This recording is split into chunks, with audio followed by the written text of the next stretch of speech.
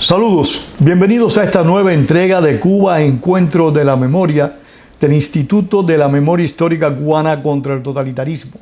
Hoy vamos a entrevistar a un viejo luchador, un luchador incansable por la libertad y la democracia en Cuba. Un médico al cual muchos les debemos el haber aportado sus vastos conocimientos de diferentes formas, de diferentes maneras. Pero antes de que fuera médico, en Cuba, él conspiró contra el régimen totalitario y ahí es donde vamos a empezar esta conversación con el doctor Manolo Alzugaray, a quien le damos la bienvenida. Médico, gracias por estar acá. Gracias por la invitación. Alzugaray empezó a conspirar contra Castro en el propio año 1960. Sí, más o menos. En aquella época era muy difícil conspirar. Se podía estar en desacuerdo, pero era difícil conspirar porque no se sabía con quién uno estaba hablando, ¿eh? Y tenía que estar seguro de no dar un paso en falso.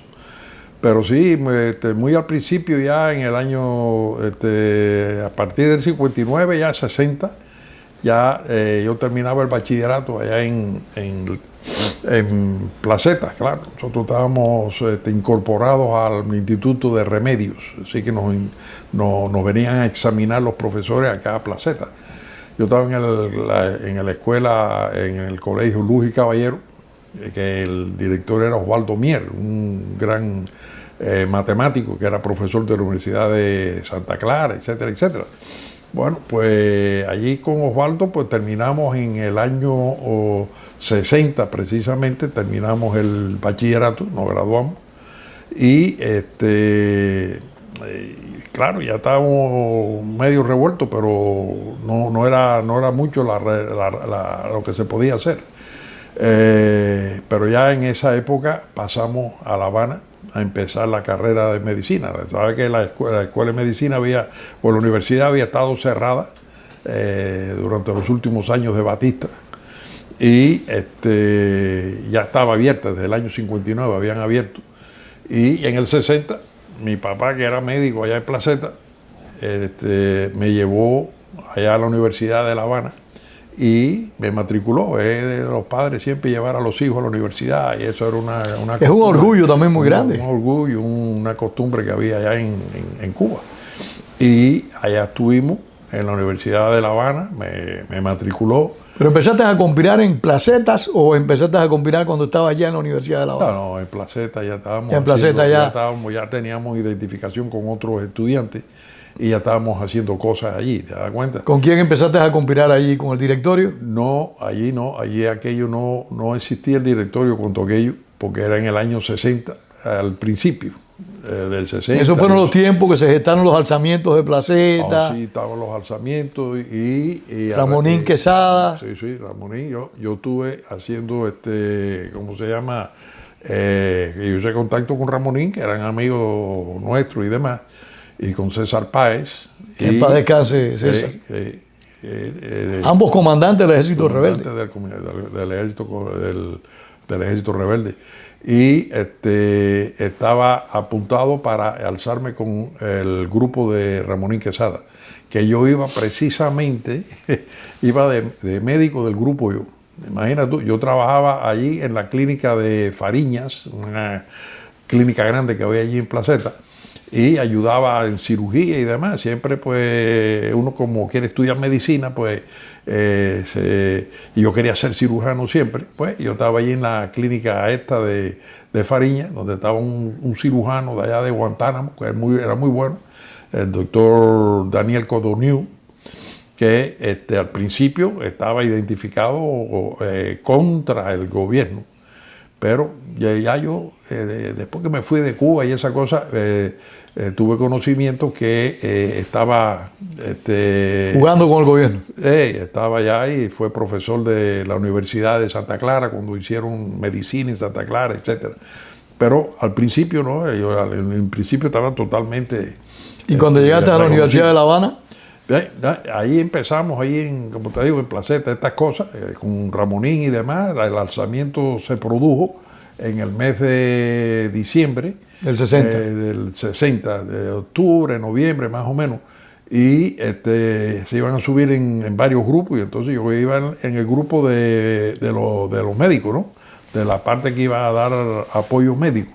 Y salió el primer grupo y yo quedé para la segunda fase, pero que nunca se llegó a hacer porque ellos estuvieron sitiados al subir el primer grupo y hubo un problema allí. Lo pudieron ¿cómo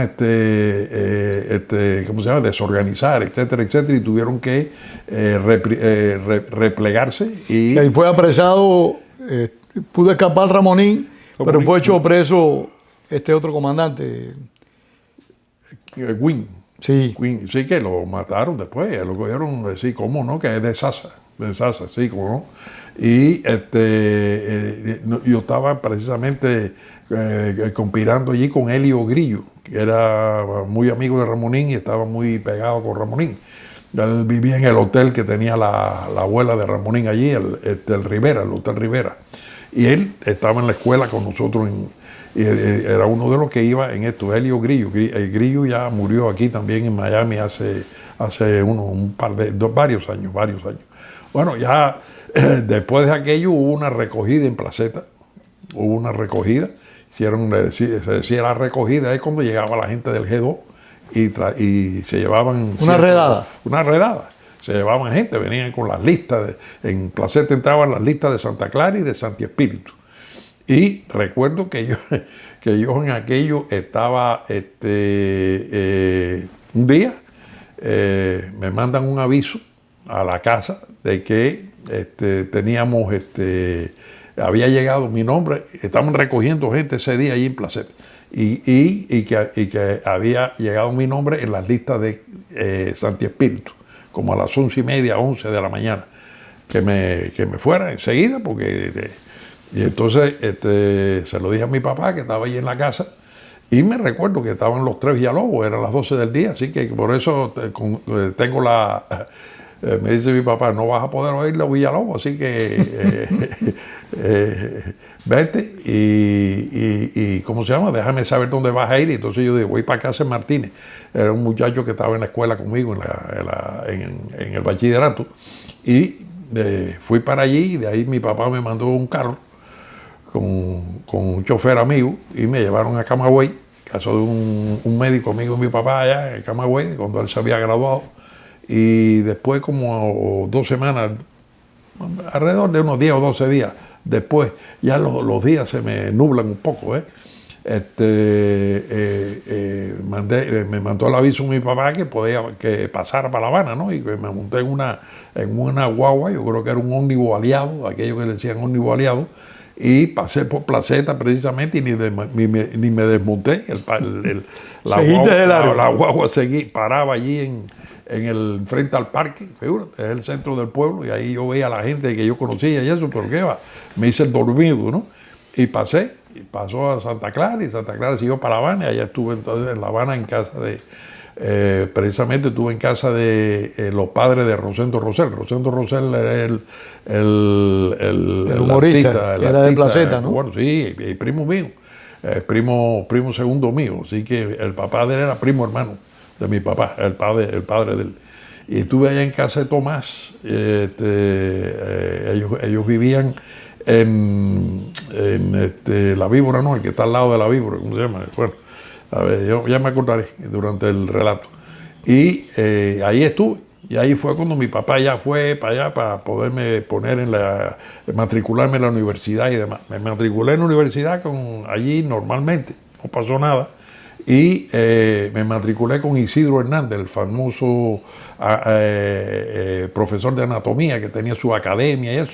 Allá me llevó mi papá y me presentó ¿cómo se llama? A Isidro, etcétera, que eso era una lumbrera el hombre. Sí, lo que más sabía allá en Cuba en anatomía, fantástico como profesor. Y ya me quedé allí en La Habana. Eso fue, estamos hablando allá en el 60, el mes de ¿qué? De septiembre, octubre, ¿verdad? Septiembre, las clases empezaban en octubre. Y entonces empezó la clase y allí yo estaba alquilé enfrente al parquecito Mella, que está enfrente de la universidad, donde está la escalinata, ahí estaba un busto de Mella, ahí estaba un edificio que estaba en la esquina, la San Lázaro y Masón, en el tercer piso. Alquilé allí una habitación en casa de una señora mayor ya, que era enfermera. ¿Y cuándo conectaste con los compiladores ahí mismo? Ahí fue. Con el directorio, fue en este caso. Ahí fue cuando yo conecté con el directorio. Entonces era una enfermera vieja ya, era mayor ya, pero graduó de Calixto García y seguía trabajando. Y entonces había ahí, tenía 3 o 4 cuartos, y entonces yo los alquilaba y vivía al fondo. En uno de los cuartos aquellos, cuando tú abrías la ventana, daba por frente a la Universidad de La Habana, a la escalinata. Así que cada vez que te hacía un meeting de eso ahí, yo estaba allí. Lo tenías que ver ahí sin apelación. Lo tomaban los milicianos, el edificio de Caracas, ametralladores, Caracas, todas las habitaciones. Sí, ellos nunca perdieron el tiempo, siempre mantuvieron una seguridad muy férrea. Y entonces, estando ahí, yo tenía de compañero de cuarto otro muchacho que estudiaba ingeniería. Pero trabajaba en un movimiento que era de propaganda, y hacían propaganda y eso, y que era. Le digo, no, yo quisiera, claro, yo le dije mis antecedentes allá en las villas y eso, pero nos identificamos y demás. Y yo dije, no, a mí me gustaría trabajar en el directorio, ya se oía del directorio, el directorio revolucionario estudiantil en este caso. Y entonces me dijo, bueno, yo tengo gente que yo conozco, yo te voy a conectar. Efectivamente, 1 o 2 días después me dijo, tengo ya la conexión, te voy a presentar. Entonces me presentó allí a 2 personas que fueron los que hicieron, me incorporaron realmente. Uno de ellos era Ismael Pérez, que era estudiante de medicina y que después se graduó y nos lo encontramos nada más cuando fuimos a estudiar a Salamanca. Me encuentro Ismael Pérez allá también, ¿no? Una cosa increíble. Un mundo pequeño. Sí, pequeño. Y el otro es este muchacho de Camagüey, ¿cómo se llama? Que es veterinario. Su nombre es actualmente, y vive aquí en Miami, Loret de Mola, Marianito Loret de Mola. Entonces eran del directorio los dos, entonces, vinieron, entonces hicieron contacto conmigo. Nos sentamos ahí en un barcito de eso, en una mesita al aire libre, allá en la parte afuera, eso, y tomamos ahí una cerveza. Ellos tomaron cerveza, yo tomé una Coca-Cola. Me dijo, ¿por qué no tomas una cerveza? Y yo, no, yo tomo champán americano, que era la Coca-Cola. Entonces se pusieron a champán americano, no conocía. Champán americano. Entonces, ¿cómo se llama? Bueno, a partir de ahí me pusieron en contacto. Y bueno, te vamos. Yo le dije, no, yo quiero trabajar en acción y sabotaje y eso.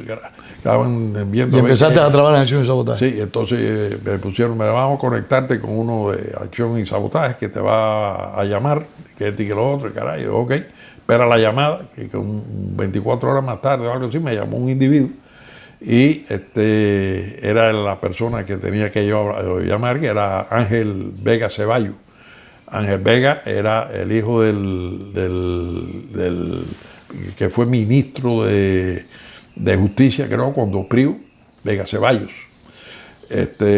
Y fue un muchacho, uno de los hijos de él, tenía 4 muchachos, 2 hembras y 2 varones. Yo me hice muy amigo de este muchacho, pero él fue el que me entrenó y demás, eso ahí, él estaba llevado. ¿Y lograron cumplir algún tipo de acción dentro de Cuba? No, dentro de Cuba no, pero Bueno, dices tú, entonces que yo me pongo aquí en Miami. No. Claro que sí. A mí había que aguantarme. Tenía que tener aguantado allí porque decía, oye, no te pongas a hacer ninguna cosa que sea fuera, que no cuente con nosotros, porque hay cosas que pueden ser aprobadas y otras no, por distintas cosas, no sé qué. Pero no hagan esa cosa que yo... no se podía hacer nada por la libre. No, por la libre así no era, pero yo era un tipo que lo hacía por la libre. Yo no sé. En esos tiempos fue que conociste no sé qué pasó, a José Antonio Albertini y a González Silva, el Puchi. No, a Albertini mucho más tarde, cuando fui en la coordinación de la provincia de Las Villas, que fue cuando fui con el Puchi. Y eso fue un poco más adelante, ya después que habían matado a Juanín. Matado a Juanín y demás. Así que eso es una parte, un relato, porque poco tiempo después que yo entré en el directorio, hicieron algunas acciones ahí superficiales de entrenamiento y eso, y yo estuve en esa parte. Y una de las cosas que me dijo Ángel Vega fue, bueno, busca gente para que trabajen contigo, que sean 3 o 4 y yo digo, para poder articular esto aquí, sí, cómo no, que que lo otro, y tú me dejas saber las cosas. Y yo, llegó un momento que tenía yo alrededor de 40 y pico, 50 gente en toda La Habana. En toda La Habana tenía grupos de 3 y 1. Montaste un aparato ahí clandestino. Sí, prácticamente. Inclusive de gente de Placeta que tenían garaje allá en La Habana, era gente de confianza, eran los que nos proporcionaban a nosotros lo que era la logística para los carros estos de acción para que moverse estaban con uno, nosotros. Sí, porque si se rompía un parabrisas, las gomas, cambio de aceite, nada de eso había. Entonces teníamos esta gente que nos lo hacían de gratis. Una gente de allá de Placeta que tenía un taller ahí en La Habana Vieja y trabajaban con nosotros fantásticamente. Me sustraigo de dar nombres todavía porque hay gente no, hacen muy bien, los nombres no hacen falta. Que están todavía, tú te das cuenta, y no quisiera no hace falta crear esta situación. Pero te digo, en general, la gente de placetas y demás, ya con eso se sabe que... Bueno, háblanos un poquito de Juanín. Chicos, Juanín yo lo conozco precisamente después de la invasión, en que aquí a mí me llama Ángel Vega y me dice, bueno, hay que estar preparado porque aquí hay que tener un pullover negro, teñido de negro y hay que estar localizable y esto y lo otro. Eso fue antes del desembarco. Antes del desembarco, porque se está esperando una cosa. Ya Manolo Salvat estaba dentro de Cuba en ese momento. ¿Salvat? Sí. No, pero yo no lo sabía. No lo conocía en esa época. Yo no lo conocía allá adentro. ¿Cómo se llama? Que yo estaba bien compartimentado, por lo menos yo no estaba a ese nivel, ¿te das cuenta? Pero yo tenía mi gente que ya yo había reclutado y ya yo había organizado en toda La Habana. Y tenía, como te digo, llegué a tener 60 y pico gente, llegué a tener en toda La Habana, yo en todos los municipios esos de La Habana. Entonces los tenían en grupos, en células de 3 y 1. Entonces, ¿cómo se llama? Nos dicen que no estemos preparados porque íbamos a ir a ciertos lugares donde íbamos a tener el armamento para salir. Y había la situación de que había la planificación que el directorio y las otras organizaciones que habían clandestinas eran para ocupar La Habana y mantener pin down a las fuerzas principales que estaban en Colombia y en La Habana, para que los que invadieran pudieran llegar a la carretera central y poder avanzar sobre La Habana, ¿ves? Entonces, nosotros en el directorio, según se me informó a mí, teníamos que controlar el Vedado, el 5º distrito y el edificio había un edificio de 20 y pico de pisos que era ¿cómo se llama? Becados del gobierno. Estudiantes, los becados, que estaba en la calle 25 y G o algo de eso. Era el Vedado. Y teníamos también que controlar lo que era el Calixto García, que está ahí mismo también y estaba al lado Entonces, ahí sí había que batirse duro en la parte del 25 porque estaban las milicias estudiantiles. Aunque estuviesen no estuviesen con aquello, tenían que estar, porque te obligaban, ¿tú entiendes? No tenían alternativa. No tenían alternativa. Entonces tú no sabes quién es el que hay que tirarle y quién no, ¿verdad? Pero esa había que pegarse con ellos, ¿eh?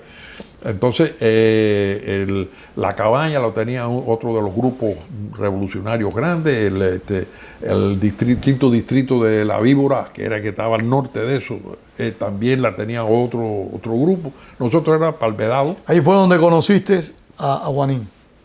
No, después de esto conozco a Juanín. Después de esto conozco a Juanín. Después que se produce, el 24 horas antes que llegue el desembarco, me llaman y me dicen, la alarma está fuera, no va a haber nada, así que no tenemos que estar en stand-by ni nada de eso. Eso fue 24 horas antes del 24 horas antes, cosa que las 24... ¿Qué desinformación más grande?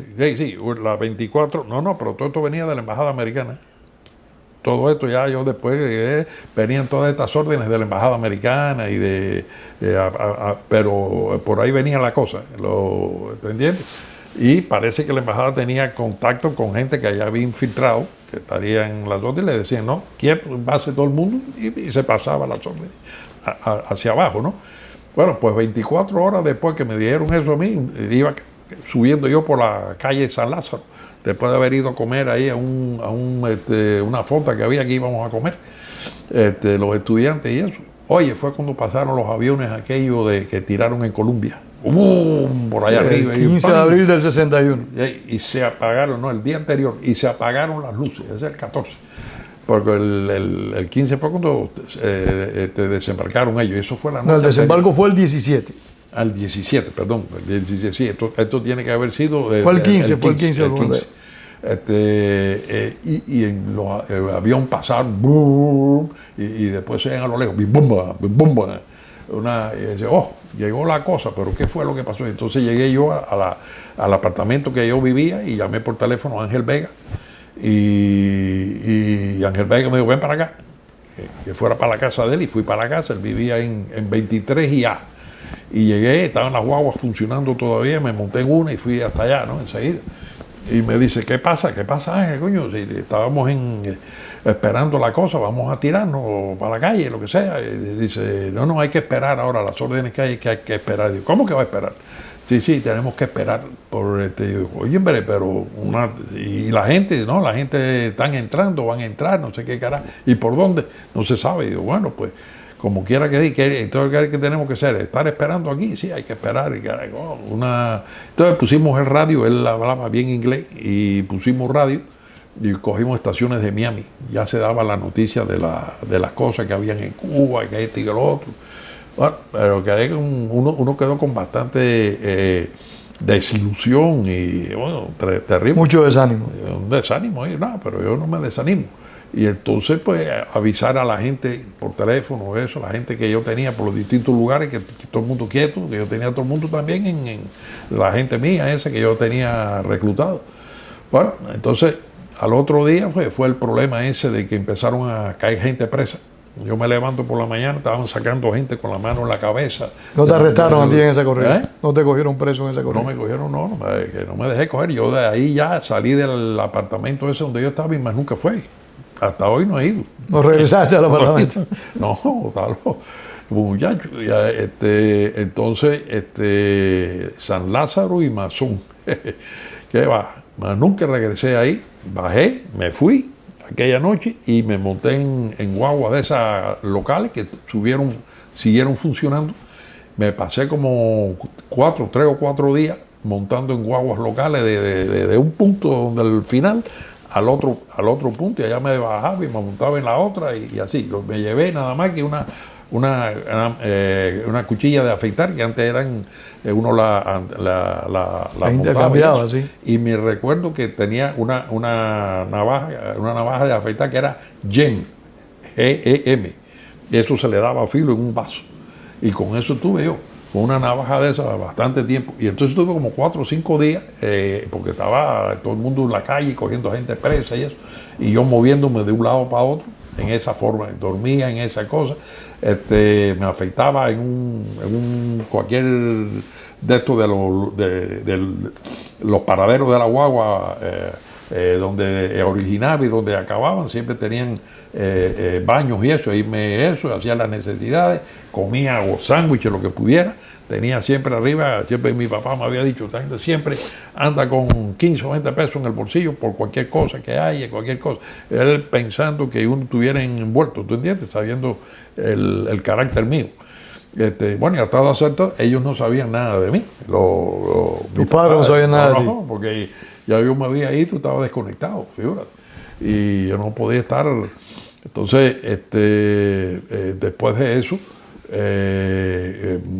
a la semana más o menos, pues me encontré unas muchachas de allá de Placeta que eran estudiantes de la universidad y entonces me dieron información de que todo estaba bien. Entonces logré hacer contacto otra vez con ¿cómo se llama este muchacho? Ángel Vega, que no quería llamar para que no hubiese una interferencia ahí, cara.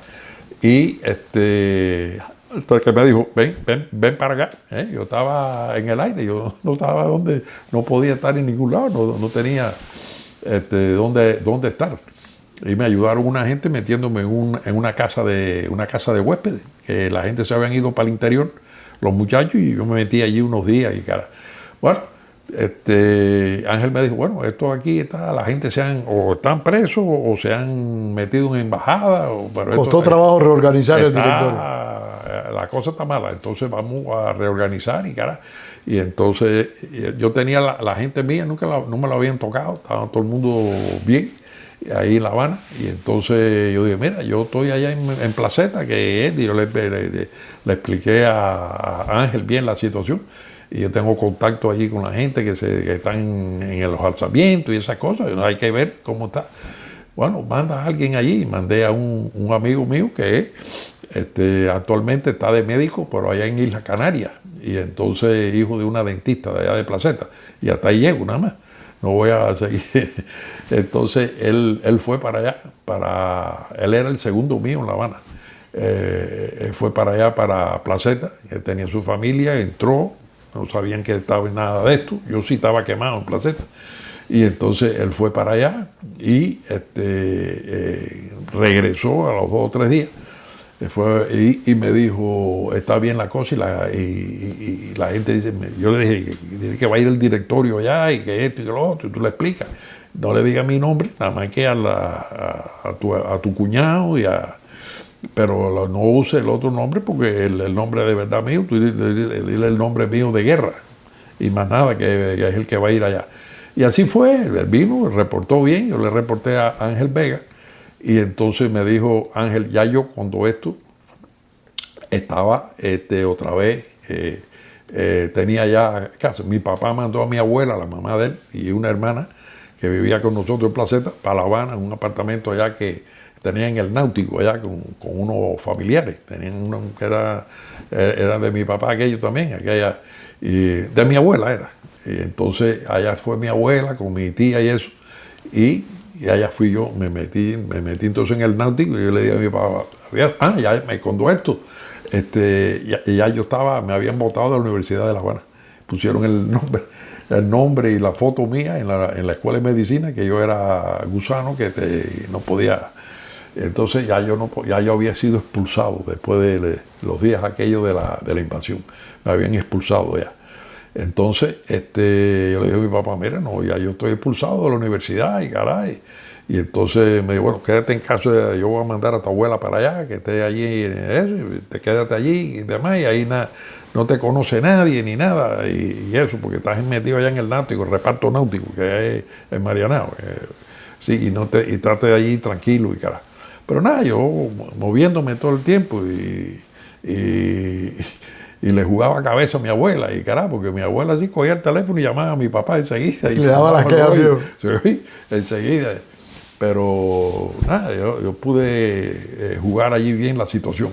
Y en eso fue, en una de las veces aquella, yo le dije que iba para Varadero con una muchacha amiga y esas cosas. Y lo que hice fue que me metí en Placeta clandestino. Y allí en casa de este muchacho que había ido anteriormente, que era el segundo mío en La Habana, se hizo la reunión, vinieron la gente y aceptaron. Y ahí quedó entonces formado el directorio revolucionario estudiantil que iba a estar... Eso fue después de Valle de Cochino. Después de Valle de Cochino, que iba a estar, y yo lo preparé, porque ahí estaban todos en Placeta, cuando la parte de Batista fueron 1.100, casi 1.100 alzados de Placeta, muchachos que se alzaron. Que el pueblo que más dio fue Manzanillo, 1.200, 1.300, yo creo. No, Placeta siempre fue un pueblo rebelde, siempre, sí, siempre. Siempre.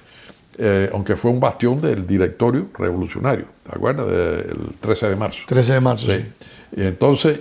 Pero contra Castro también fue un bastión. Yo lo recuerdo, yo iba mucho a Placetas. Desde un principio. Ahí en el Tenimari nos reuníamos nosotros. Sí, desde el principio aquello ahí estaban preparados la gente. Y el que manejaba aquello era un médico también, que era el doctor Pedro Choi, de la clínica Choi, que a él lo chivatearon allí una enfermera que le metieron, y con este muchacho, Chin, que mataron después ahí. Fue por eso que lo cogieron y lo metieron preso, le metieron 30 años en Isla de Pino. Y después murió de cáncer allí en la... Sí, yo creo que yo conocí a Choi en presidio. Sí, uno bajito.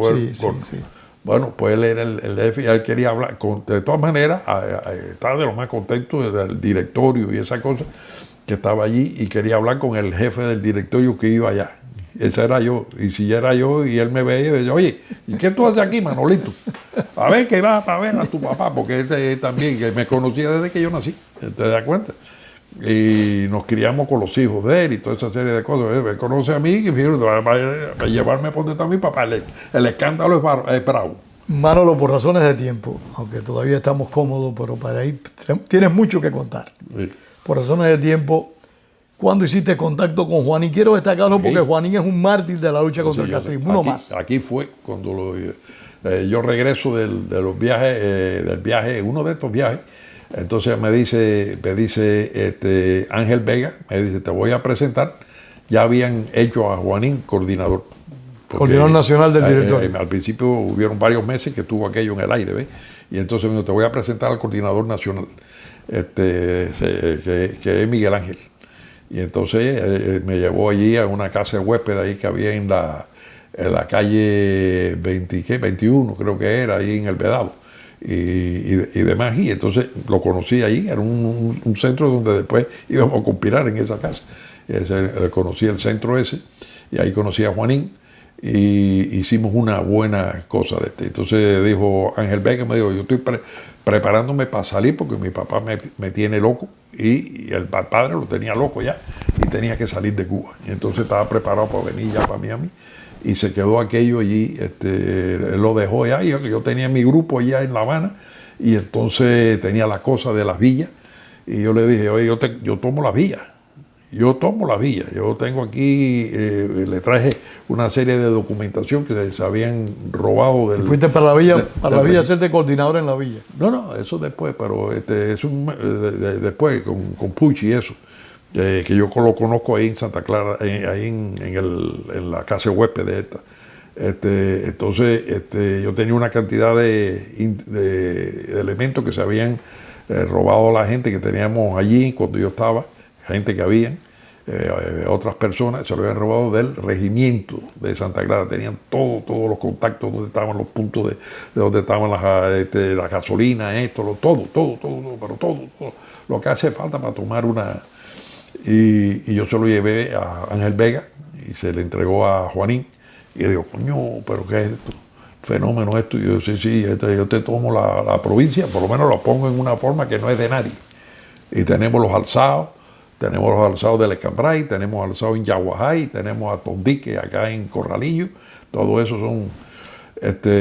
y podemos estar allí 48, 72 horas, que eso es tierra de nadie, poner un gobierno provisional con la retaguardia hacia el Escambray y pedir la ayuda a nivel internacional y que fuera la OEA entrar. Entonces, que eso que se hacía falta, 3 días. Sí, eso es lo que se decía también. Entonces, eso es lo que era el plan que queríamos hacer. Entonces, a Juanín le gustó y me dijo, bueno, dale, Manolo.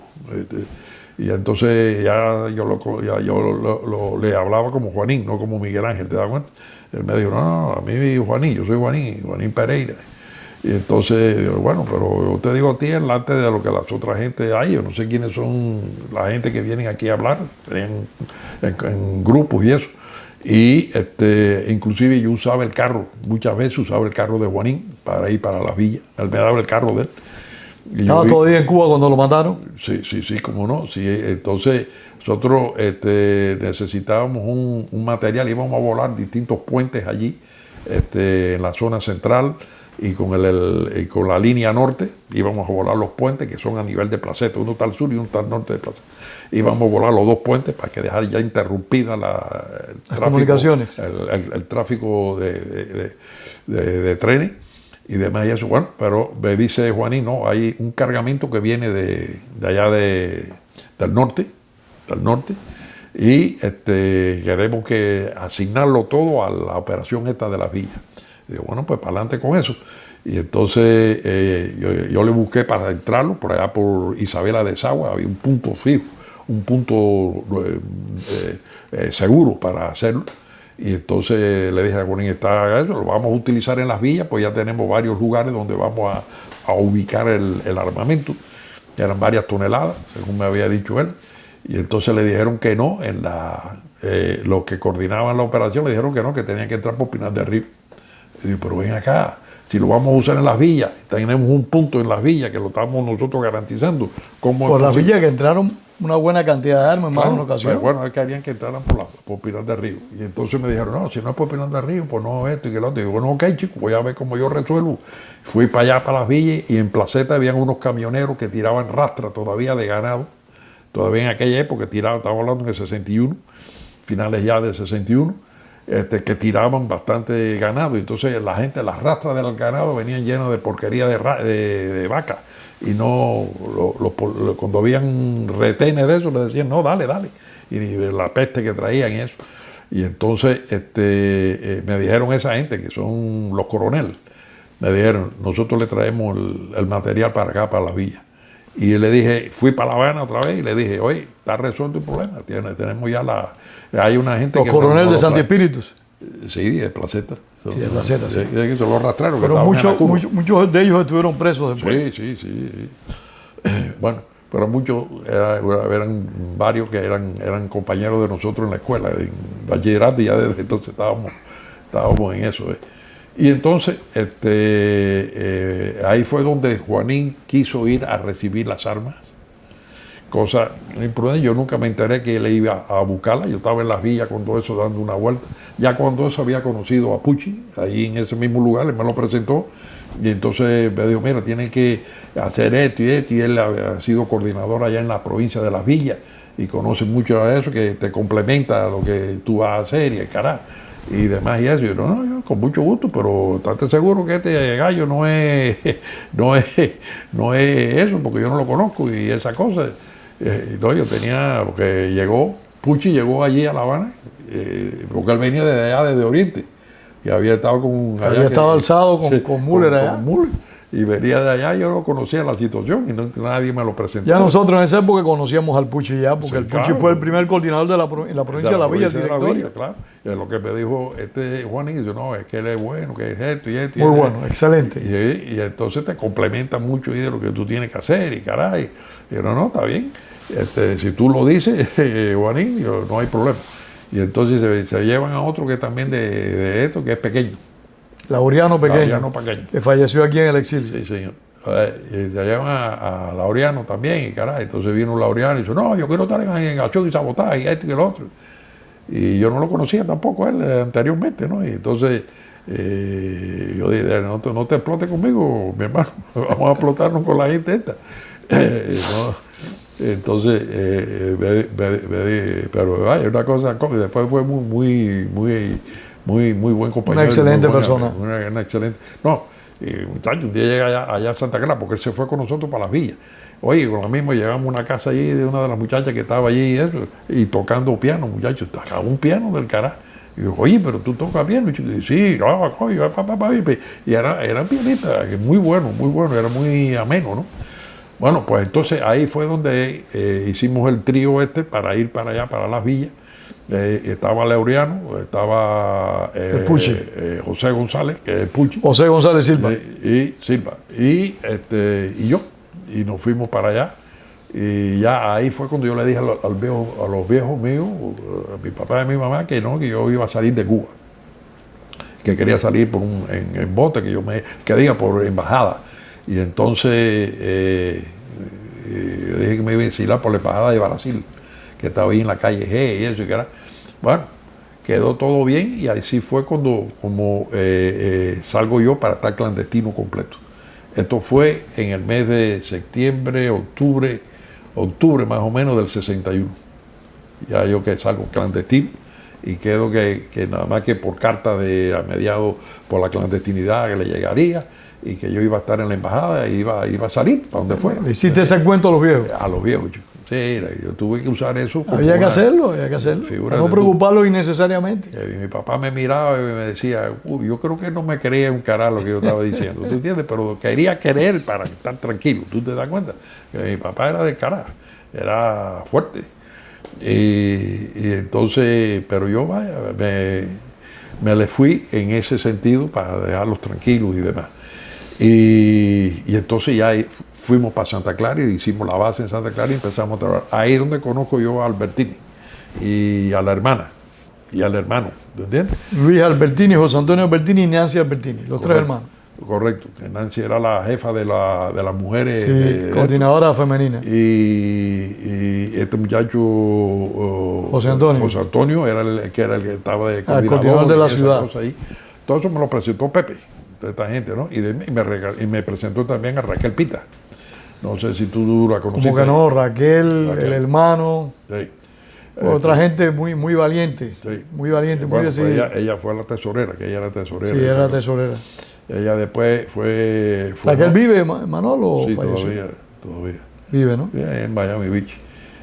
Ella después fue novia mía. ¿Ah, sí? Sí, fue novia mía allí mismo en Santa Clara. Y sí, muy bien, muy buena esa gente. Pero bueno, allí fue donde conocí donde pierde la vida, se llama Juanín, en la operación de ir a buscar las armas, que se arma el tiroteo y lo matan, y lo asesinaron, según dicen. No, que él dijo, no, yo soy, porque cuando aquella veía una ley que el que era el jefe de un grupo que se iba, lo que fuera, ahí mismo lo mataron. Yo digo, aquí nadie, yo soy aquí. La ley 988 dice. Sí, señor, y lo mataron.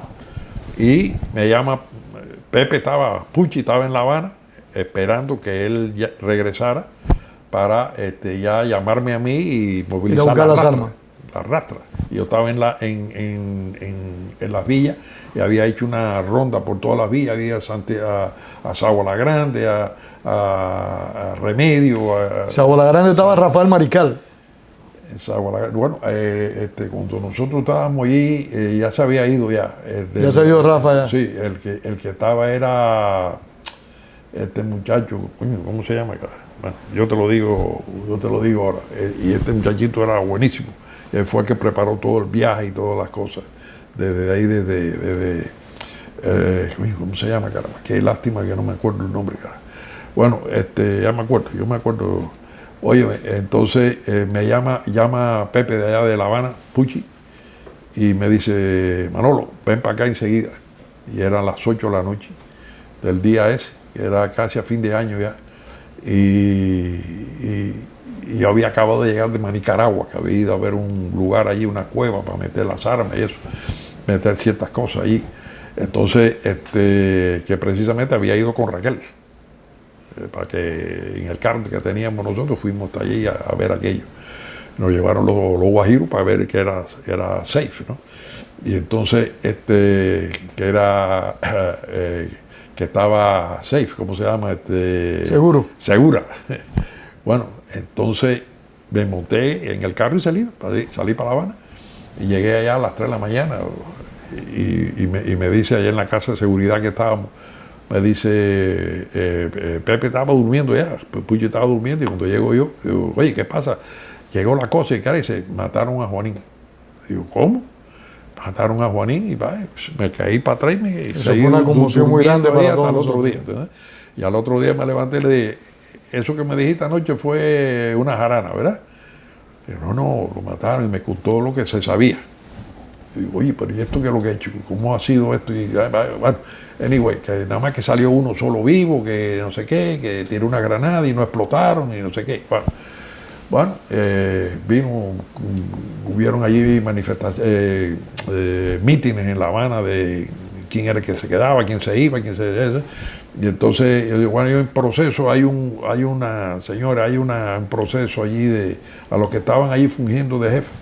Hay un proceso, está con Pepe, con Pucci, hay un proceso de, ¿cómo se llama? En camino ¿cómo se llama? Tenemos una acción grande, ¿ok? Que en resumida cuenta es esto. Pero necesitábamos ese material y eso para complementar la situación. Tenemos Osvaldo Ramírez, está en el Escambray, está avisado, está todo cuadrado con él. Está el que estaba en Yaguajay, que habían, y a Tundí, que lo habían matado, pero todavía habían alzados en el llano, que me habían... Sí, estaba todavía Campito por ahí, el Guapo Rivera. Y toda esa gente estaban... yo no lo conocía personalmente, y los que lo conocían, pues, yo dije, no lo traigan al pueblo porque es un peligro, que queden ellos donde están ellos, que ellos están ahí, y no quiero yo bobería por conocer una cara. Yo conozco al individuo, el individuo está comprometido, yo acato ¿cómo se llama? Su condición de decirme la verdad, ¿te das cuenta? Entonces, estando esto, no, porque yo digo, pero ¿por qué? Eso yo lo había dicho, que lo de Pinar del Río. Entonces yo digo, bueno, pues nosotros ahora, ahí le dije a Pucci, que está ahí, vamos a salir nosotros por el punto de nosotros en Sagua la Grande, ¿ok? En la Isabela, vamos a salir por el punto ese y vamos a traer las armas por ahí, para que ellos vean que se puede salir. O sea, ustedes acordaron en la reunión salir de Cuba para ir a buscar las armas. Sí, eso fue lo que quedamos allí, para dárselo a la gente, y entonces que avisaran aquí a Miami, que avisaran a Miami, a la gente del directorio de Miami, de que iban a salir fulano, mengano, los nombres de guerra de la gente que iban a salir. Y así fue que nosotros salimos. Yo salí, Pepe no sale porque se va para Camajuaní, y cuando viene la salida, llaman a las 12 del día, que iban a salir a las 3 o las 4 de la tarde. El de eso era una salida que había, que se habían ido la gente de la Marina de Guerra, ¿sabes? Había que esperar el momento. Y ahí saliste tú. Sí, entonces estoy yo esperando en la casa de huéspedes que vivimos en Santa Clara, y me avisan. Y entonces le paso llamada a Pepe, oye, que vayas directo para Sagua, que tenemos allí la pesquería, lo que habíamos quedado, ¿no? Y entonces yo me fui en un taxi para allá, no teníamos carro ni nada, habíamos entregado todo en La Habana, de todas las cosas, las propiedades del directorio. Y entonces salió llego yo a Sagua, y llegando a Sagua salían la gente. Llegando yo al lugar, a la casa de la gente, salí ya la gente. Digo, oye, hay que salir, y eso, y yo tuve que correr una cuadra por el medio de la calle para coger el carro. Eso fue ya en el año 62 principio. Eso fue el 62, 26 de enero del 62. Y entonces ese mismo día, a las 3 de la tarde, 3 y pico, cogimos el barco en el estero ese que hay atrás, donde está el cementerio entre Sagua y la Isabela, ahí mismo atrás del cementerio nos montamos ahí. Que tuvimos que dejar un señor que llegó a pescar allí un señor, y estábamos nosotros cuando nos íbamos a embarcar, y entonces tuvimos que coger al individuo y amarrarlo, vendarle los ojos, y oye, te vas a estar aquí un ratico, así que nosotros un ratico te van a soltar, no te preocupes. Y entonces antes de irse lo soltaron al tipo, y estaba con miedo, pero no pasó nada. Salió corriendo para la Salina, que estaba ahí enfrente, y ahí... Manolo, ¿y aquí en el exilio cómo fueron tus actividades? No, llegamos aquí, nos recogió Guanacosta ahí en Cayonguila, y nos trajo para acá, y nos entregó. El que nos recogió fue Hernández Rojo aquí. Julio Hernández Rojo, que Julito. después regresó a Cuba, que Sí. también falleció, que Sí, fue el último coordinador del directorio. Sí, sí. Bueno, pues Julito fue el que nos recogió, nos llevaron para la oficina, estaba Salvat ahí, carajo, y estaba el otro muchacho que era, que se hizo Fernández, ¿cómo es? Luis Fernández Rocha, Fernández Rocha. Y, oye, que cuando yo que lo también vi, se hizo médico. sí, bueno, fue el que partió las nietas mías, de la hija mía, sí. Óyeme, cuando yo lo vi, tuve una impresión porque se parecía a Manzanita. Se parecía Sí, a José Antonio Echevarría. A José Antonio Echevarría. Oye, yo digo, coño, el tipo tenía un parecido, ¿no?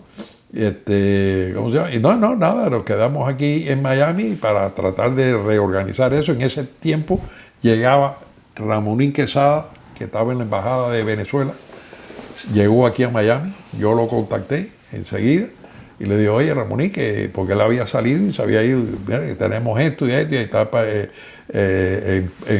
en pleno el plan ese de alzamiento allá en las villas. Y entonces, para que tú te hagas cargo de las tropas de tierra y eso y demás, voy a estar en la coordinación afuera para que no tengas ningún problema con la retaguardia. Y entonces me dijo, sí, cómo no, que esto, pero después hubo otra reconciliación ahí con la gente que mandaban en estas cosas, ¿no? Y lo mandaron para no sé dónde. Y no, bueno, la cosa fue que vino la crisis de los cohetes. Ahí nos sorprendió la crisis de los cohetes, que no sabíamos qué estaba pasando. Eso no sabíamos que estaban metiendo cohetes en Cuba, ni un carajo. Y sí, cuando llegamos aquí, vimos que allá en Cayo Hueso y aquí y eso, la gente esta que eran de las oficinas de la CIA, eso nos preguntaban mucho de estas cosas, que si habíamos visto esto y lo otro. Sí, pero ustedes no tenían información. Oye, y entonces, pero nos quedamos con aquello y después, oye, ¿qué es lo que están buscando esta gente? Porque nosotros no sabemos, y no sabíamos, de verdad que no sabíamos. Manolo, ¿y cuándo decides estudiar medicina? Después que salí del ejército, porque ahí vino la crisis de los cohetes y entonces a todos los cabezas calientes aquí los recogieron. ¿Y entraste al ejército? Para el ejército americano, para hacer las unidades cubanas, y para Fort Knox y después Carolina del Sur. ¿Qué tiempo estuviste en el ejército americano? El tiempo reglamentario que ellos tenían para esto, que eran 6 meses. Tuvieron 6 meses y después nos dieron Los licenciaron. Nos licenciaron y nos dijeron que en mucho tiempo no iba a haber nada para Cuba. Serio. O sea, a ustedes los convocaron al ejército con la promesa de que los iban a preparar militarmente para derrocar la dictadura. No, así. O sea, que ellos nunca hablan de estas cosas, pero ¿para qué sí, te van a preparar? Entonces, te iban a preparar y metieron miles de hombres allá adentro. Evacuaron casi un fuerte, el fuerte Fort Jackson, ahí en Carolina del Sur. Primero fue a Fort Knox y entonces nosotros no vamos a ir a pelear ¿cómo se llama? Al Polo Norte, ni a Rusia, vamos a ir a pelear a Cuba. Como no van a tener aquí un lugar con nieve. Entonces pasaron para Fort Jackson, que era más benigna la cosa. Y entonces ahí fue donde hicimos todo el entrenamiento prácticamente. Y entonces ahí fue donde ya, ahí en el ejército vi muchos muchachos que habían estado en la escuela de medicina conmigo en Cuba y eso, y ya sabían que España estaba ayudando, esto y lo otro, y bueno, y entonces cogí mucha información. Y ya cuando nos dijeron que no, fue el general Diorza, que era el jefe del campamento allí, se paró y dijo, muchachos, aquí no hay nada para Cuba, desgraciadamente, o algo de eso parecido, nos dijo. Esto no va a ser para Cuba, por muchos años no va a haber nada para Cuba. Y los licenciaron. Aquí el que se quiera quedar puede ir para Vietnam. Y entonces yo había había, ¿cómo se llama?, clasificado para oficial. Yo estaba habían 10 de la compañía mía que habían clasificado para oficial. Y entonces dijeron, fulano, paso al frente. Y estábamos todos, paso a los 10. Estos individuos, ustedes están clasificados para ir a la escuela de oficiales a Fort St. Houston, en Texas. Y entonces, a medida que digamos su nombre, digan si van, si se quedan o no. Entonces, como dijeron mi nombre, yo dije, esto va para Cuba. No. ¿Se queda o no se queda? Es la pregunta. No, no me quedo. Entonces, y entré en la fila otra vez, me dieron de alta. Y una vez que eso pasó, ahí donde yo ya salimos todos y salí yo también. Y me fui para Nueva York con los hijos de Choi, el doctor Choi, sí. con los hijos que estaban allá en Nueva York, que eran muy amigos de nosotros. Y ellos me orientaron en caray, y ahí 2 años después, porque acuérdate que yo vine sin pasaporte y yo vine sin nada, porque venía para regresar a Cuba. Y así mismo me soltaron aquí, sin residencia, sin nada. ¿Después que estuviste en el ejército? Después que estuve en el ejército, menos mal que había estado en el ejército, y eso me dio la palanca para poder hacer. A pesar de eso, tuve que ir con un representante, el representante Wendell Wyatt, de allá de Oregón, por mediación de un amigo que era del CIA, que yo le hablé del asunto, que estaba aquí en Miami, y me dijo, no, yo le voy a resolver, yo tengo un amigo que es representante. Bueno, y mándale todos los papeles, se los mandé. Oye, me resolvió. Yo había 2 años tratando de salir, no había forma que me dieran nada allá en Nueva York. Y entonces, en cuestión de 6 semanas, todo resuelto. En 6 semanas. Y cogí mi ¿cómo se llama? Mi pasaporte. Reentry permit y todo, y pasaporte de reentry, y para España. ¿Y eso en qué año fue, Manolo? ¿En qué año fue eso? Eso fue en el 65. En 65. 65 yo ya estaba atrasado 5 años. Todo esto había pasado en 5 años, terrible. Y había trabajado aquí en hospitales, y yo estaba metido ahí en Nueva York con hospitales y demás, y eso, trabajando, pasando instrumentos de asistentes de cirugía y eso. Y en el mismo hospital que yo fui, que era un hospital universitario, el Brooklyn Jewish Hospital, óigame, que es de la Downstate University de Brooklyn, ahí mismo ellos me vieron que yo tenía disposición, quería ser ortopédico, mi papá era médico, etc. Y me dieron la oportunidad. Cuando yo terminé medicina, ya antes de yo irme, me dijeron, usted tiene aquí su posición de ortopédico. Cuando regreses. Cuando regrese, así que no tiene problema. Aquí tiene su posición de ortopédico. ¿Y fuiste a estudiar a España medicina? La medicina me fui a España. La carrera de 6 años la hice en 5, porque pude hacer 2 años en 1. Pude hacer tercer y cuarto, lo hice en 1 año. Y entonces, por eso terminé en el 70. Allí conocí a Conchita, mi señora, que es de Santa Clara también. ¿En España la conociste? Bueno, yo medio que la conocía de acá de Santa Clara, cuando mis abuelos son de Santa Clara y esa cosa, mi mamá también, y yo iba mucho a Santa Clara. Mi papá tenía consulta en Santa Clara también, y ella es hija de García Yansol, el de la imprenta. Sí, ¿cómo que no? ¿Entiendes? Y entonces... La imprenta más popular de Santa Clara. Sí, señor. Y la más chiquita, la hija más chiquita. Oye, me los encontré allá en Salamanca. Y yo digo, oye, qué cosa, qué fenómeno este. Y nada, chico, estaba Jesús Martínez, que era el casado con la otra hija, con la otra hermana, que era el que tenía la casa Admiral. El padre de él era uno de los dueños de la casa Admiral. Un español bajito. Una tienda que vendía muebles y efectos eléctricos. Sí, señor. Y estaba estudiando, terminando allí la carrera en Salamanca, y terminaban en ese año ya. Así que ese año me hice novio de ella. Ella salió con la familia, porque toda la familia estaba allí, que habían salido por España. Salieron para aquí, para Estados Unidos. Y 1 año más tarde... ¿Saliste tú? No, ella regresó para allá a casarse conmigo. Ella regresó a casarse conmigo. ¿Qué clase de...? ¿Te entiendes? Bravo. Después de estar allí, salió otra vez atrás y se casó conmigo. Y entonces, pues, hasta hoy, tú sabes, ha sido fantástico como me ha ayudado y como ha sido fantástico. Y allí me nació la niña, la hembra. Te nació en España.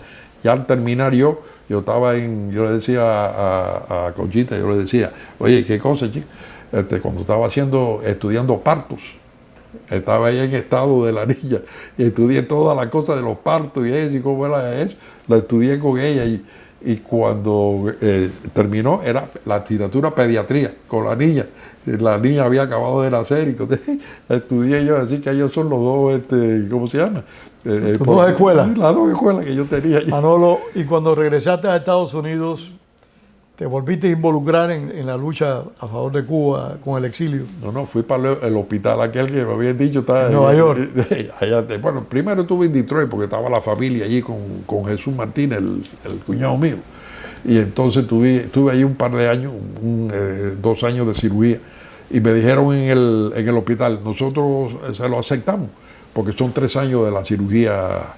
Entonces, la cirugía ortopédica, la especialidad son 3 años. La hice en el hospital de Nueva York, que me habían dado la facilidad. Y una vez que terminé allí, que fue del 70 al 75, volé, ahí me nacieron 2 muchachos, 2 hijos, en Detroit. Se llevan 11 meses. Ahí estaba embullado yo y entonces pues salió el primero y vino el segundo. Y, ¡oh, fenómeno! ¿Tú entiendes? Oiga, y de ahí salimos para New York. Pero allí sí no tiramos más ninguna cosa. Simplemente acabar eso y venir para acabar la residencia y venir para Miami. ¿Cómo te reincorporas a la lucha en el exilio? Vine para Miami y entonces pues nada, empecé aquí a saber cómo estaba Miami. Yo conocí el Miami que conocí, no era el que conocía, al que tenía ahora. Al que había regresado. Después. Vine con uno de los que estaban de residentes allí en el mismo hospital, doctor Ramírez, Salvador Ramírez. Ya habíamos hablado y él quería hacer ortopedia y vino para aquí, para Miami. Y entonces él iba primero a ir a Long Island, a hacer allí trabajo con otros ortopédicos. Estuvo 1 año y después vino para Miami. Y yo le dije, ¿pero cómo va a ir a Miami? Si aquello está malo allí, aquello está... Dice, no, pero tienes que venir a Miami para que tú veas a Miami. Y efectivamente vine en unas vacaciones mientras estaba haciendo mi residencia y vimos aquí esto que había cambiado fantásticamente. Y entonces pues, favorablemente vinimos para acá. Yo vine ya de socio del doctor Ramírez. Pero mi pregunta es, ¿cómo te incorporas al exilio? O sea, a la lucha a favor de la democracia en Cuba, porque ahí te veo, ahí tienes una fotografía con 3 íconos del exilio cubano. El doctor Antonio Varona, el doctor Millo Ochoa y Rivero Agüero.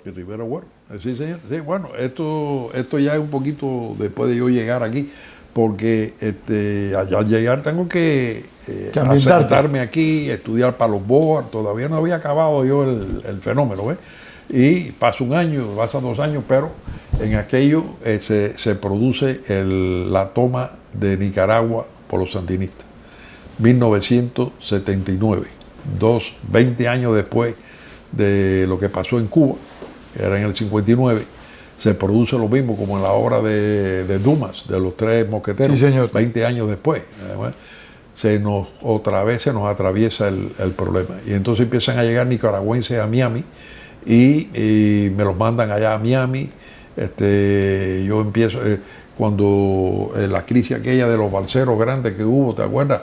Que entraron por allá, ¿qué año fue? 70 y pico también. O sea, al principio del 70, que entraron por Cayo Hueso. Yo estuve envuelto en aquello, pero aislado, ¿te das cuenta? Estaba aislado. Yo daba los servicios de médico gratis en los refugios que hacían aquí y demás y eso.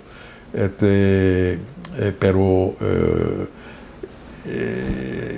la gente captan y entonces tan pronto empezaron a llegar nicaragüenses aquí que eran de la Guardia Nacional y eso, heridos y carajo, me llamaban a mí para que los viera y yo se los veía y se los operaba de gratis. Ahí fue donde se te ocurrió crear el Miami Medical Team. A partir de ahí, porque entonces entró Juan Carlos, que fue el comandante Juan Carlos, fue el primero que se alzó allá y estuvo alzado y estuvo en la oficina mía y entonces me habló y que recogiera medicina y demás y eso. Yo le recogí medicina y se la daba cada mes o algo así, le daba cantidad de medicina mías y de otros médicos. Y a partir de ahí conocí al doctor Martínez Campos, que era el segundo jefe él era coronel de la Guardia Nacional también, pero médico. y era el segundo jefe de los médicos de allá y entonces me dice, bueno, ahí tenemos la Legión 15 de septiembre y se va a transformar ahora en Fuerza Democrática Nicaragüense y queremos la ayuda de suya, que esto y que lo otro. Y yo seguí trabajando con ellos desde aquí hasta un día en el año 70 y...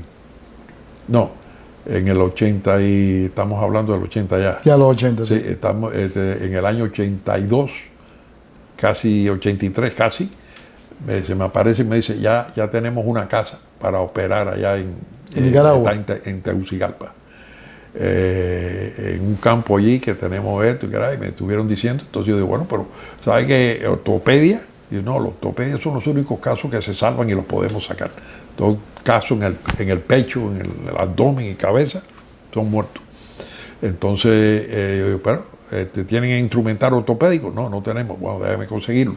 Fui al Mercy Hospital, el doctor Ramírez, el socio mío, estaba de jefe de cirugía, y le dije, me hace falta instrumental de ortopedia. Se habló con la jefa, que era una monja, y le dijo, no, que subirá y esto, y le explicó la situación, y la monja, aquella, nos ha regalado completo instrumental. Qué maravilla. Me mandó a buscar y me dijo, usted tiene todo esto aquí, está para en nombre de Dios le damos esto. Y me lo llevé. Ese fue el instrumental con que se hizo la cirugía ya. Y ¿cómo se llama? La llevé se la di a Martín, el doctor Martínez Campos se la llevó, y cuando yo llegué ya estaba ahí el instrumental. Y ahí empezó, en el año 1983 fue la primera visita. Pero ya la hicieron como Miami Medical Team. No, la hice yo, solo. Solo todavía. Sí, no, bueno, iba Alberto Hernández, iba también, Armando Cruz, iba Baza, de enfermero. No, todavía no era. Tuvimos allí como casi un año. Después esta gente que eran del Pan American no pudieron ir más. Seguí yendo yo, y ahí es donde empecé yo. Al único que dejaban entrar allí era a mí, al único extranjero que no fuera nicaragüense. El hospitalito aquel chiquito que se había montado en el denso ya se había pasado a otro más grande que estaba en el Aguacate, en la base principal de los Contras, que estaba en la montaña allí de Honduras. Pero ahí es donde salían, había una base de una pista, y salían los aviones a echar, ¿cómo se llama? Comida y medicinas adentro a la guerrilla y todo. Esa era la base principal, siempre se llamó el Aguacate, y se hizo un hospital grande allí. Pero a mí, en aquello, estamos hablando 84, 85, que le quitaron el dinero a los Contras y eso. Entonces, el único que dejaban entrar de afuera era a mí. Era yo solo. ¿Y cuándo creas el Miami Medical Team? Ahí, al final ese, que ya ahí se empiezan a salvar. Yo veo esto ¿cómo se llama? De lo que había pasado en la guerra de Corea y en la guerra de Vietnam y eso, con los helicópteros. Y allá tenían unos huge, que son los chiquitos esos y demás, helicópteros de eso. Sí. Y yo dije, chico, ¿por qué no hablé con el jefe de los médicos allí, que era el doctor Tomás? Una maravilla este hombre. Le dije, Tomás, ¿por qué no se puede hacer esto? Mire, se le ponen, esto se puede poner aquí en los esquíes, se le puede poner esto y traer, ¿cómo se llama? Uno o dos heridos adentro y uno o dos heridos ahí en esta cosa. Y habló con el jefe, que era el comandante 380, que es que está por aquí, que está aquí, con Álvarez Guedes, precisamente, que yo lo llevé allí para que diera 3 shows allí, dio 3 shows en un fin de año. Óigame, y se habló con Bermúdez, el coronel Bermúdez, y se lo dieron a los otros que estaban mandando también, y entonces le dijeron que sí, lo aprobaron. Y ahí entonces empezaron a caer heridos de todo tipo, que los salvaban, ¿te das cuenta? Yo entrené a los muchachos, ponerle unos fijadores externos, y así con los fijadores externos te dan un tiro en una pierna, y si no te la fijan, pues la arteria, el hueso que rompe, está moviéndose, y el hueso es una cuchilla, ¡pam!, te corta la arteria y perdiste la pierna, pierdes el pie, pierdes la pierna completa. Y con esos fijadores se mantiene fijo y los puede sacar por dentro de las lomas, de lo que fuere, o evacuación aérea. Y se salvaron muchos miembros. Pero ya en el año 85, más o menos, ellos decían, güey, ¿por qué no se ponen un nombre? ¿Cuál es el nombre? ¿Por qué no le ponen un nombre? Y ahí yo empecé a llevar otra gente, otro ortopédico y otra gente, porque era mucho lo que tenía que, yo operaba cuando iba de viernes a domingo, 15, 20, 25 casos. Eran jornadas agotadoras. No, eran 40 casos lo que tenía cuando yo llegaba y operaba 20, 22 casos, 23 casos grandes, porque no eran casos chicos, no eran casos pequeños. Y que me iba ya tenía ahí ya 10 almacenados para la próxima semana. Y más 20 más que caían, cuando llegaba tenía 30 y así. Bueno, entonces yo digo, necesito otro ortopédico aquí que me ayude. Yo no puedo, yo estoy aquí, yo no soy, tú sabes, full time aquí, yo nada más que vengo aquí fin de semana, en dos días. ¿Y eso lo hacían ustedes costeándolo ustedes? Sí, todo. Nadie pagó nada. No, nosotros no admitimos nada, nosotros no somos médicos mercenarios, nosotros somos médicos humanitarios y hacíamos eso por la causa y por el abuso y por la desgracia de estos individuos, porque estos eran los mismos que habían hecho lo que hicieron con la patria de nosotros. Y estos estaban dándole el pecho a las balas, pues nosotros lo más que nos dejaban hacer aquí era hacer cirugía. Pues nosotros hacemos la cirugía y poníamos bien a esa gente para que siguieran tirándole tiro a los comunistas. ¿Te das cuenta? Entonces ese era el proyecto que nosotros... ¿Cuántas veces viajaron a Nicaragua? Bueno, fíjate, cada 2 semanas, cada 3 semanas, que había mucho trabajo, había que ir toda la semana. Total de 70, 80 viajes. ¿Okay? Todos nosotros, tuvimos desde el 83 al 90. Estuvieron haciendo eso. ¿Y cómo se te ocurrió el nombre de Miami Medical Team? Ellos fueron los que nos lo pusieron, los contras. ¿Los contras fueron los que lo pusieron así? Un grupo de médicos que viene de Miami. Miami Medical Team, hicimos la traducción. Bueno, Miami Medical Team y así se acabó, porque tenían que darnos un nombre. Y decían, oye, ¿por qué no se ponen un nombre? Yo, nada, nosotros no tenemos un nombre, chico. Entonces, Miami Medical Team, un team de médicos que venía de Miami. Entonces le hicimos la traducción en inglés. Y se quedó ya así. Después la hicimos fundación de verdad. Es un orgullo de la comunidad cubana en el exilio ese trabajo que ustedes cumplieron. Después, en el año 87, simultáneamente vinieron de Washington, vino aquí Chitunda, que era el segundo de Savimbi, el doctor Savimbi, y nos vino a invitar a ir allá. Por aquí está con Savimbi, por aquí en un lugar aquí, ¿no? Savimbi está aquí. Y con Chitunda está en otra foto por aquí también. Hay una foto con Chitunda. Mira los helicópteros aquí, que yo te digo, míralos aquí. Estos son los helicópteros en Nicaragua. De Hughes 500, eso. Y a ver con Chitunda. Mira Chitunda aquí. Eso es allá. Esto fue aquí en Miami, que él estuvo en Miami. Eso es Angola. Angola. Así que... Entonces viajaron a Angola también a prestar servicio médico. Angola, sí, desde el año 87 hasta que hubo una reunión allí que empezó las conversaciones de paz entre Sudáfrica, Estados Unidos, Angola y Cuba. Y lo primero que pidieron fue que los cubanos de Miami no fueran más allí a operar ni a hacer nada. El gobierno cubano. El gobierno cubano. Y ellos me llamaron a mí, los americanos, y me dijeron, miren, está pasando esto. Y vinieron también los angolanos. Y bueno, esa es la guerra de ustedes, así que... Si no podemos ir, no podemos ir. No podemos ir. No vamos a estar creando problemas. Pero queremos que le diga a esa gente que si podemos mandar la ayuda que estamos mandando por mar, que son contenedores cada 2 meses de medicinas y eso, de 40 pies llenos. Ahí va medicina. Y dijeron que sí. Y entonces seguimos mandando, y fue el puente marítimo Tofí Babún, que es en honor de Tofí Babún, la familia esta de allá de Babún, Oriente. que les prestaba los barcos para... Sí, señora, aquí en el Caribe, pero para allá teníamos que ir por una línea naval grande, ¿no? Y me recuerdo que cuando mandamos el primer container, nos dijeron, bueno, pero eso cuesta como 30,000 pesos, casi 25,000 pesos mandarlo. Digo, bueno, vamos a ver. Y el jefe de nosotros, que es este señor que está aquí, era un señor mayor ya y demás, que había estado envuelto hasta en la AAA, ¿te acuerdas? Cuando el ABC, cuando en los Machado, años 30, la lucha contra Machado. Sí, señor, y después la de Batista también. ¿Cómo se llamaba? Ricardo Madan. Bueno, le dije, Ricardo, hay este problema, y cara dice, déjame ver qué puedo hacer. Él trabajaba en las navieras y eso. y resulta ser que la naviera que iba allá era tal que la que va a Angola, ¿no? Porque va por distintos países y tiene que entrar por Sudáfrica. Y entonces esa naviera es la que le cobraba 25,000 pesos, 30,000 pesos al gobierno aquí, mandar eso para allá. Y entonces resulta ser que Ricardo, hablando por teléfono, un vicepresidente de la naviera es cubano y estaba por allá, por no sé dónde, por Suiza, no sé qué cara. Y entonces Ricardo se pone a hablar con él y no, que hablan del ABC, cara, no, pues mi tío también fue. ¿Quién es tu tío? No, fulano, coño, ¿cómo no? Si nosotros tomábamos no sé qué y comíamos croquetas y no sé dónde. Y era amigo hasta de un tío del muchacho, del individuo, que era vicepresidente de la compañía.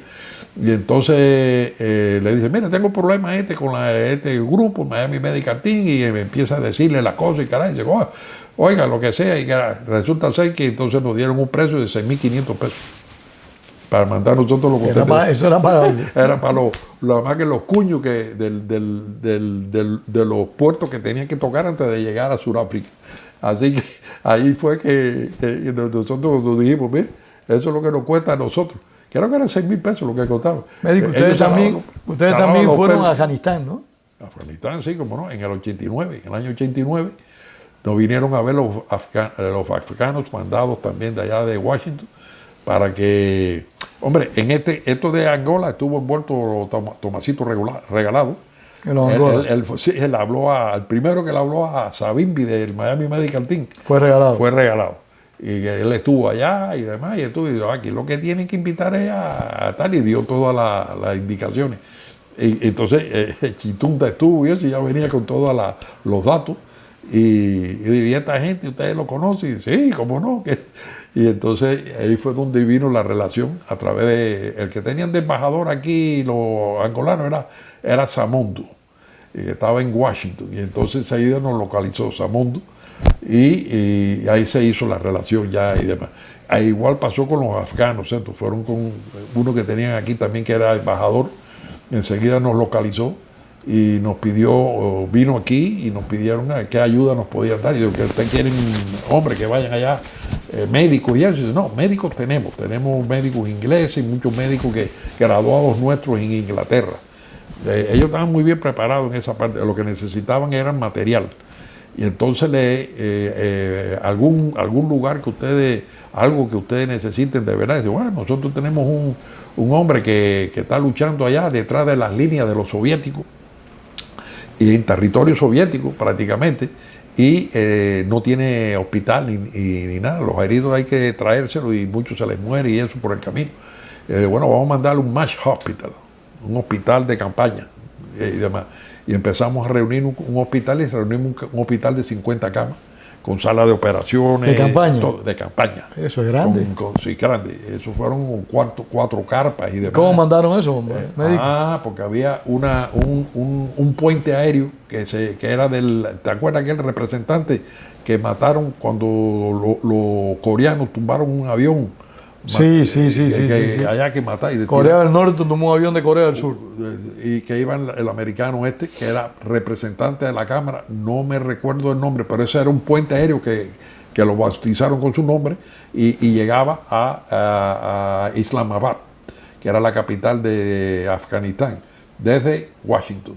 En ese puente aéreo, nosotros hablando con la gente tuvimos que hablar con el gobierno americano, pero la gente de la ¿cómo se llama? De la central de inteligencia. En el caso de Afganistán sí tuvieron que buscar el apoyo americano. No, siempre. Nosotros nunca vamos en contra de ellos, nosotros siempre vamos paralelos las operaciones de nosotros. Ellos saben perfectamente que nuestras operaciones son paralelas. Pero buscaron asistencia. Sí, pedimos que había que llevar eso. Cuando le dijimos, tenemos un MASH Hospital, le dijeron, coño, vamos a mandarlo por el puente McDillon, se llamaba el hombre. Era famoso en aquella época el puente ese aéreo humanitario, un puente aéreo humanitario con el nombre del representante. ¿Cómo se llama? Y entonces nos lo mandaron, lo pusieron allí en Islamabad. Y entonces nosotros... que es la capital de Pakistán. de Pakistán. Entonces nosotros volamos allí. ¿Ustedes fueron a Pakistán? Sí, ahí entramos hasta Peshawar, que es el área por donde se entra ahí en Afganistán, y nos llevaron ¿cómo se llama? El hospital, nos lo llevaron en camiones para allá. Y nos lo entregaron a nosotros para que nosotros se lo entregáramos a los afganos.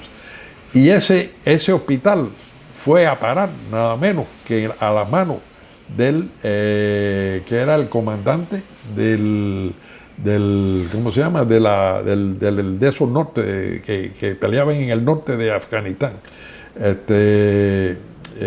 Y ese hombre fue el que lo recibió. Ese fue el que asesinaron. El que asesinaron 2 días antes de que tumbaran le tiraran sí, me acuerdo el nombre. Dicen que era un hombre muy valiente, muy capaz. El general, ¿cómo se llamaba? Bueno, este hombre, nosotros le dijimos, bueno, Úrica, y dice, ¿ustedes quieren alguna cosa? Y dice, bueno, decirle al general si le pudieran poner al hospital Cuba Libre. Y dijeron, que granted, ya estaba hecho antes que llegara.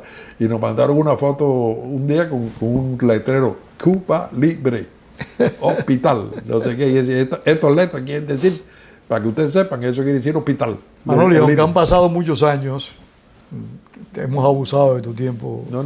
Demasiado. Yo soy el que he abusado del tiempo de usted. No. Para nosotros aparte de un placer como amigo, es un deber recoger estas historias de la participación del exilio cubano. Te puedo hacer un resumen del Miami Medical Team, que son 32 países. Nosotros estamos desde el año 83 reconocidos, es decir que son como 40 años, 40 y pico de años. 32 países, porque después que se acabaron las guerras grandes estas, empezamos Han seguido dando ayuda en desastres humanitarios. En desastres humanitarios, preparándonos para el desastre de Cuba, que es un desastre. De eso quiero terminar con eso. Sí. Fueron a Haití también cuando el desastre de Haití, a Puerto Rico, a todos lados. 32 países entre América Latina, el continente americano completo, Asia, África y a Europa. Estuvimos en Polonia, hemos ayudado ahora a la guerra esta con los rusos ahí. ¿Han ayudado a los ucranianos también? Sí, como no, siempre desde el principio. Lo que no han necesitado médicos, ¿entiendes? No, pero teníamos preparado para mandar médicos también si le hacía falta. A los sirios, cuando pasó lo que pasó con Siria, allí también a través de los grupos que ayudaban los americanos. A eso ayudamos también en cuanto a ese elemento. Entonces, 32 países, como te digo, de todos los continentes que te mencioné, y ¿cómo se llama? Estamos preparados para entrar en Cuba. De eso quiero que me hables, aunque sea 5 minutos. Nosotros ya entramos y nos preparamos en todos los terremotos y ciclones y todas estas cosas para entrar en 48, 72 horas en los lugares. Somos los primeros que llegamos siempre. Y entonces, para Cuba, nosotros hemos preparado la operación ¿cómo se llama? De Cuba, que es para suministrar y poner los hospitales a funcionar. Lo que sean funcionables, lo que no hay que echarlo abajo, ponerle más hospital hasta que sea un hospital nuevo. Pero todo esto, a medida que pasa el tiempo, se deteriora más y se pone peor la cosa. ¿Tú entiendes? Pero nosotros estamos preparados para hacer O sea, tienen ustedes servicios quirúrgicos, medicina, todo lo tienen. Ponerlo. Los médicos están en Cuba. Tenemos los equipos que le hagan falta para ellos echar a andar y dar servicio a la población, que es lo que está carente aquello. Eso conlleva comida, conlleva ropa, conlleva una serie de cosas para los muchachos, etcétera, etcétera. Aquello en Cuba necesita de todo. Es un ciclón que ha pasado, que ha devastado todo. La operación esta que tenemos nosotros, esa está presentada en Washington y está presentada en distintos departamentos. Nosotros cada 2 o 3 años las ponemos al día. Ahora lo estamos haciendo todos los años, porque cada año se pone peor la situación y lo que hace falta son otras cosas que no hacían falta antes, ahora hacen falta también, además de las otras. Es un desastre. Es decir, que es fuerte lo que está pasando, pero nosotros estamos en capacidad de ayudar. Y como tú sabes, nosotros no cobramos, nosotros somos voluntarios y Todo esto Y que los equipos que llevan son regalados, o sea, nadie tiene que pagar nada. No, el que lleve, si hay que llevar algún, tenemos que pagarlos entre todos nosotros, ¿ves? Es decir, si hace falta. Pero el equipo actualmente, figúrate, en Cuba hay que meterle equipo de todo, porque ellos tienen, es una ayuda masiva que no se resuelve con un grupo, con dos grupos, es una cosa masiva.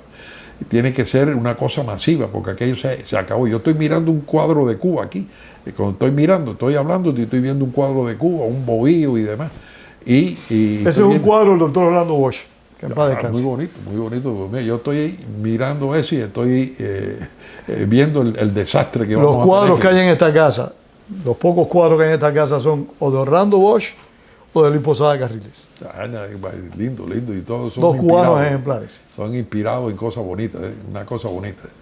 Pues chicos, el grupo, ahora yo estoy actualmente presidente de los municipios de Cuba en el exilio, que yo he sido honrado en esto, esta es la cuarta vez que soy nombrado o soy electo, en el 2006, en el 2009, en el 2012 y ahora este año perdón, caramba. Se me dio la oportunidad de ser otra vez presidente de los municipios. O sea, que los municipios, a través de los municipios, que vamos a hacer la reorganización de Cuba. Precisamente por eso yo entré en esta parte, para poder reorganizar a los siempre municipios. Pensando en Cuba, o sea, asume los compromisos en el exilio, pero sí, pensando en Cuba siempre. Seguro. Todo es entrenamiento para Cuba, todo es lo que se pudiera hacer, porque Costa pudiera entrarse la ayuda, la parte aérea, etcétera. Pero esto es muy importante para Cuba, porque nosotros todo lo llevamos pensando el final nuestro, la última operación que hará el Miami Medical Team será en pos de Cuba, ¿te das cuenta? Ese es el camino que nosotros llevamos de regreso, el camino hacia la patria que quedó atrás y que tuvimos que dejarla por lo que fue, las circunstancias. En contra de nuestra voluntad. En contra de nuestra voluntad y las circunstancias. Manolo, muchísimas gracias, doctor Manolo Zugaray, por esta entrevista. Gracias y perdonando tanta. No, tienes una historia muy rica. Nuestro director, Wenceslao Cruz, lo dijo cuando tú llegaste. Ustedes han escrito la historia en gran medida del exilio y una historia muy rica de la cual todos nos podemos sentir orgullosos. Gracias a ustedes por haber compartido con nosotros una vez más su tiempo. Le invitamos a seguir viendo estas entrevistas donde vamos armando un rompecabezas gigantesco con trozos, con pedazos de nuestra historia común, la historia de Cuba. Saludos a todos y de nuevo las gracias al doctor Manolo Zugaray. Muchas gracias a ustedes.